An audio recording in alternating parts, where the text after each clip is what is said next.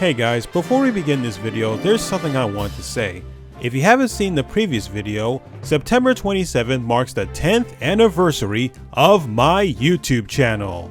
It's been a long journey, hasn't it?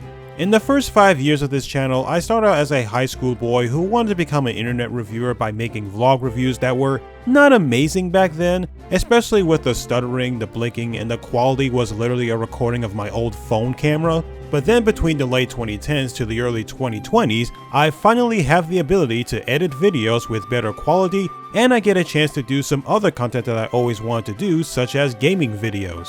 Even though I didn't reach 1,000 subscribers, but I never gave up on wanting to bring one of my passions to life right here on YouTube. And I wanted to say thanks to all of you who discover my content and stick around with me for the past 10 years. I really do appreciate it. Now I want you all to know that this video is a pre-cap off to the anniversary, because I'm working on a real special video at the end of the year, so look forward to that. Last thing before we start the review, I have one little surprise for you.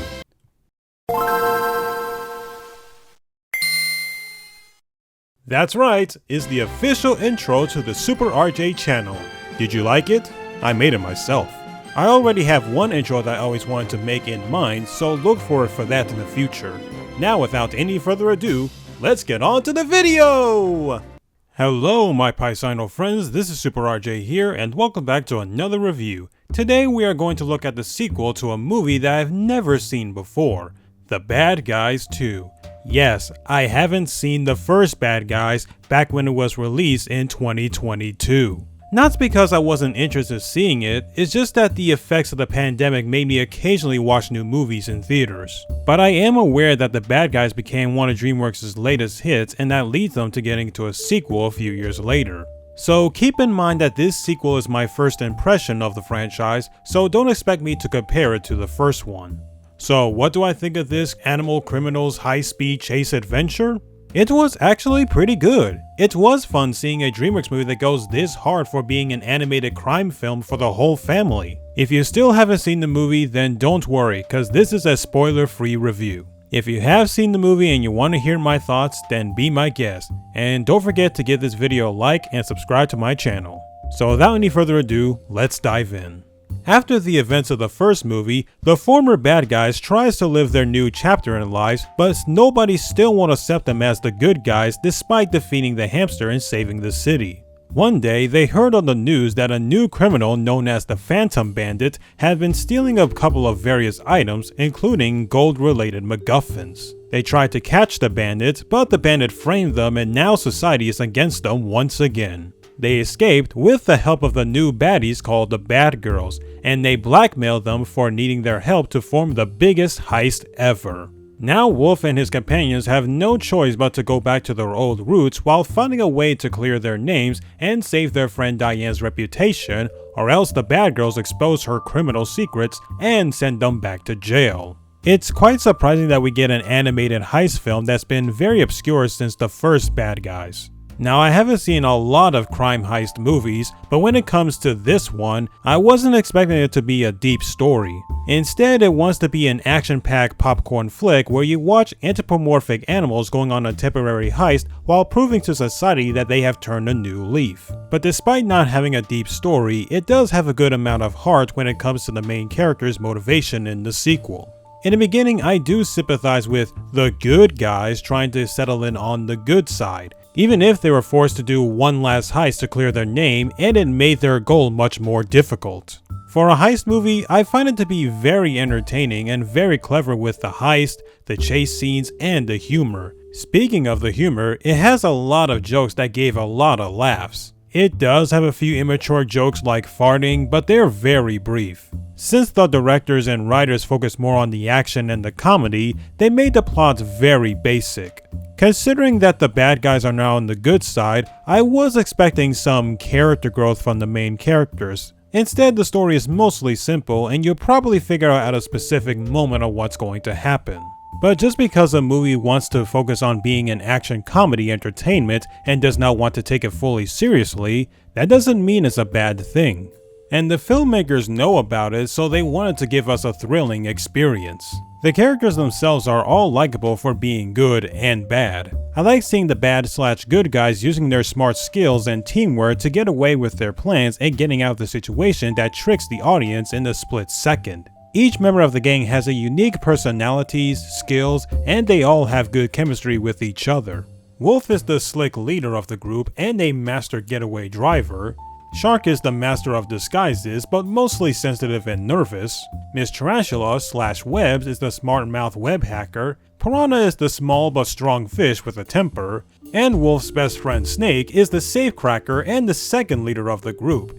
He is the one character of the group who has evolved. From what I understand in the first movie, that he used to be a self-centered grump. But in the sequel, he's now a chilled, laid-back dude who has already adjusted to the good life. One of the elements that caught my attention from the first Bad Guys is the animation. As an animated crime film, I really love how they wanted to give it a high energy for its theming. The animators know how to give any animated film a good amount of energy, whether it be a crime action or a straight up comedy. Unlike the Hotel Transylvania films where they made the characters be over the top and act like they are drinking so much caffeine just to keep the kids entertained with barely an amount of breaks. Even the character's facial expression put a smile on my face. And despite not being an anime person, I do like when animated series and movies wanted to give an anime flavor energy that makes the comedy more funnier. I also like that they added hand-drawn elements for the special effects, like the smoke coming out of the rocket. And despite that the designs of the human characters have that Cal Arts Beanheads design, I think it works in this movie's art style. As for the other characters, there's Diane, the city's governor, who has a subplot of her own where she helps the former BG by investigating why the bad girls are stealing the MacGuffin and the rocket. She's a nice character and I do like the relationship between her and Wolf, but much like the plot, the conflict of her criminal secret is at the risk of being exposed doesn't have a lot of focus. There's Officer Misty Luggins, who is now promoted to Commissioner and still have trust issues with the gang for being good to the bone. Professor Marmalade is back and he's in a deep secure prison who gives Diane info about the bad girl's plan and turns into a Silence of the Lambs parody. And then you have the new criminal group known as the Bad Girls. You got Pigtail, the muscle of the group, and the giant nerdy fan of the bad guys, Susan, aka Doom, a raven with an evil sassy nature, and Snake's girlfriend, which I find their relationship to be the highlight of the comedy. But despite being on different sides, Snake still admire her evilness, and Doom still admire his laid-back charm. Little snaky wakey. Why is she in his mouth? And then you got the leader, Kitty Cat, who's like Wolf but more aggressive and more threatening.